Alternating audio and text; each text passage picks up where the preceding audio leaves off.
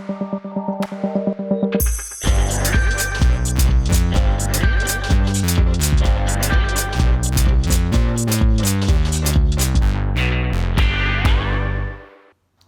guys, welcome back to the second episode of Physio Thursdays here on Front Row Seats.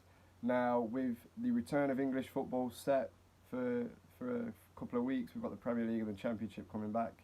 I thought it'd be great for us to talk about a player within them leagues that is maybe out injured now or set for a return. So after looking at who's out at the moment, I found Premier League defender Calum Chambers. Now, Calum Chambers won't return this year. If he does, I think it'll be a miracle. But Calum Chambers is currently out with a ruptured anterior cruciate ligament, or as what we know as a ruptured ACL. He suffers this back in December, so December 19th, playing against Chelsea. That's when he ruptured his ACL. Now, what that basically means is, unlike last week with Felix, where he only partially tore a knee ligament, the ACL in Calum's case was completely ruptured. Now what that means is it was completely torn apart, it was completely severed, if you like.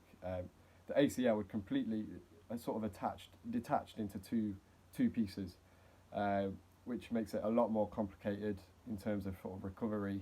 It's a lot more painful as well, unlike Felix's case where it was only a grade 1 tear.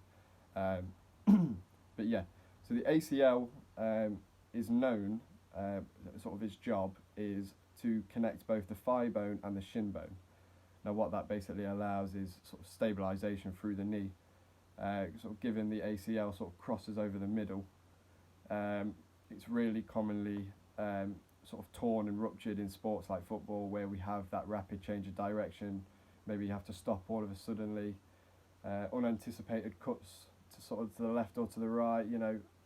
A sport like football where there's sort of loads of dynamic movements, it's really easy, like I said last week, for the knee to get jarred or something like that, and that's why we see so many ACL injuries. So in Calum's case, obviously the ACL was fully ruptured, which means he'd have had to undergo reconstructive surgery. Now the injury happened December 19th, and from what I can see, Chambers undergoes this reconstructive surgery about early January time. So pretty quick turnaround to get him into surgery. It was a success. He was up and going sort of almost straight away. He was in time with the program, if you like. There wasn't any complications in the surgery that I could see. And something like reconstructive surgery with the ACL is very unique. What it sort of involves basically is a graft. Now, what they'll do is they'll take a graft from another part of the leg. So I think a lot of the times they use the hamstring. What that essentially means is they take this graft and sort of make like a scaffold around the knee and around the ACL. So they take out the ruptured ACL, they completely remove that and put this graft in place, and now what that essentially allows is the graft almost acts like a scaffold for a new ACL to form. So you are sort of completely growing back a new ACL, and this is great because it's a really invasive surgery. It doesn't require sort of loads of prodding and poking and putting in loads of metal plates and all of that stuff. It's a lot more invasive. There's a lot less cutting up of the leg and stuff like that, which is great in terms of sort of in Calum's position, where what it means for him is that he's going to feel less pain when he comes out of surgery. He'd have been able to sort of walk quicker. He'd have been able to get out of hospital quicker. All of them things that have stopped him being in the hospital bedbound, unable to move. You speed them processes up by performing this kind of surgery. So that was ACL injuries. In terms of surgery and reconstructing an ACL, we've come a long way, being able to sort of create this graft and create this scaffold and grow back the ACL. We that's great that we're able to do that. Unfortunately, because we are growing back that ligament through the sort of graft scaffold, it does take about 6 to 9 months. So about roughly 6 months for the ACL to actually grow back, and then they top that up with another 3 months, because then obviously you've got your rehab, you've got your strengthening, you've got your physio. You know, it's not just a case of, okay, it's grown, you can go now, because as a professional footballer, you've got to get that strength back up, you've got to get that range of motion back.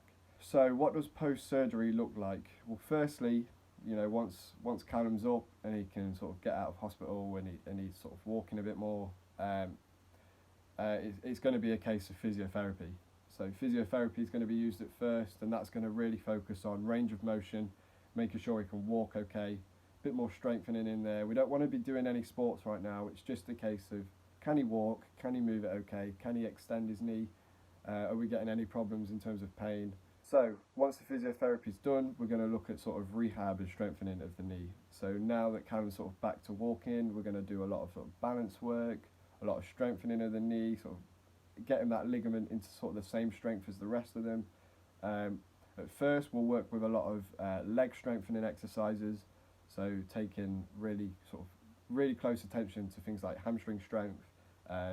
We want to have a balance in muscle strength, because if there is an imbalance, which there would be because he's been out for so long and not able to walk, if Calum was to start playing again without that sort of strength balance in his legs, it can cause sort of re-injury or other injuries. Hamstring strains, things like that, are really common with leg imbalances. So it's rehab at first would be sort of based around strengthening all them leg muscles, the quads, the hamstrings, you know, get them at sort of the same strength, back to the same strength as what they were, if not better. Ideally, we want them to be stronger than what they were pre-injury.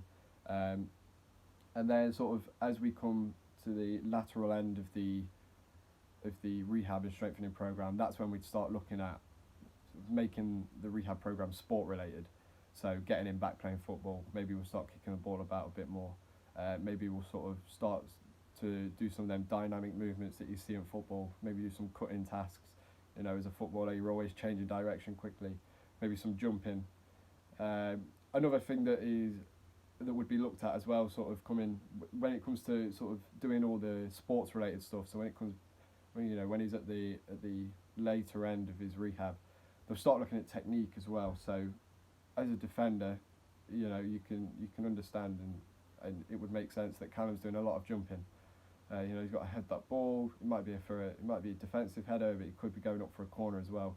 But it's likely that Calum is going to be sort of heading a ball more often than any other player on the pitch. So they might start to look at sort of positional stuff and technique stuff. So when he goes up for a header, how is he landing when he comes down? Is he landing okay?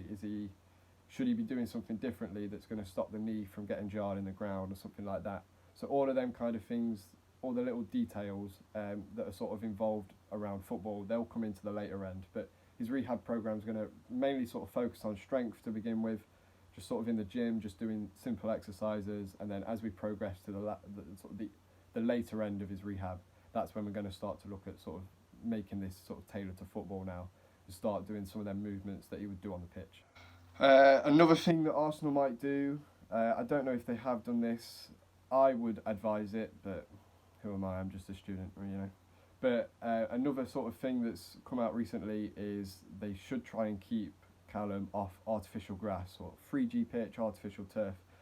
Now, one thing that has come out recently with sort of artificial turfs is they have a higher coefficient of friction. So what that basically means is you have more grip. You have more grip when you're playing a 3G pitch. Grass, you know, you might slide a bit more. It's a bit, you know,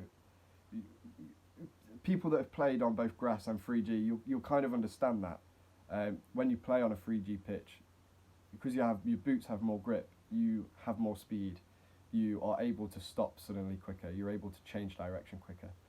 But what that basically means is, if you've got a player that's just come back from injury and you've put him on a pitch where the pitch allows him to be more explosive, that could actually do him some damage. That could actually, the ACL was already weak, so if you put him on a 3G pitch, you're only increasing his risk of sort of re-injury or or even worse, sort of pulling another injury of his left leg, because the left leg is weaker at the moment. So ideally, Arsenal will sort of just try and keep him in the gym and then put him onto a grass pitch. I might be wrong.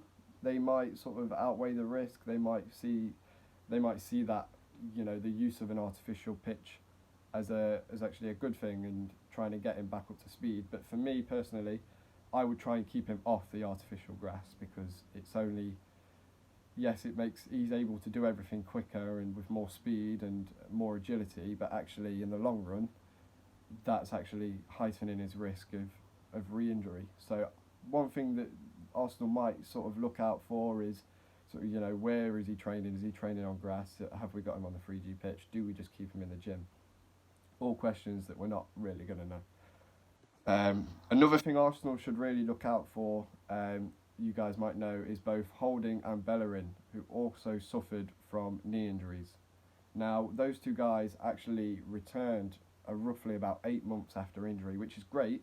It's a great return to play time, and well done. Like, congrats to Arsenal for getting them two players back from serious knee injuries like this one. However, a lot of reports came out and said that those guys did not look themselves. Their fitness was a lot lower. They looked slower. Their agility was less.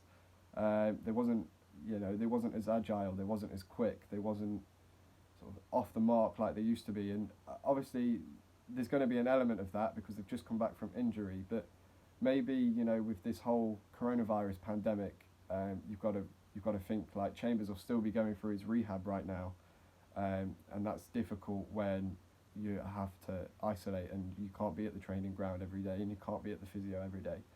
So for me, I think it's really important that Arsenal don't rush this. You know, as much as Arsenal are going to want to have him back as quickly as possible, and 8 months is a really great return to play time.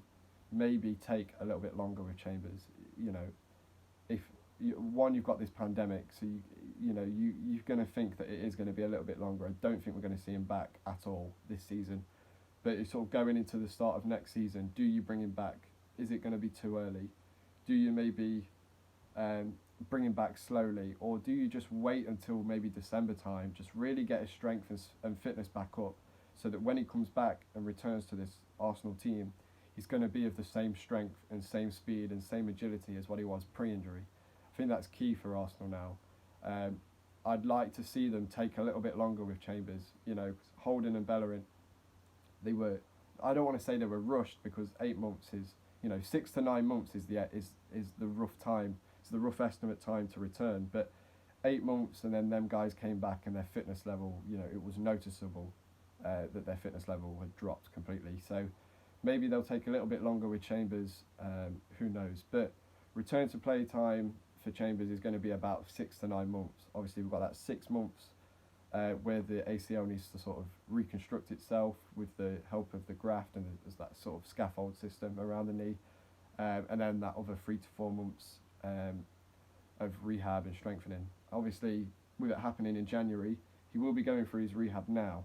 So it's interesting to sort of see. I haven't heard of there being any complications other than sort of having to self-isolate, but I'm sure now he'll be back at the training camp and he'll be with the physio. I don't think we're going to see him back this year, but we'll definitely see him back next year.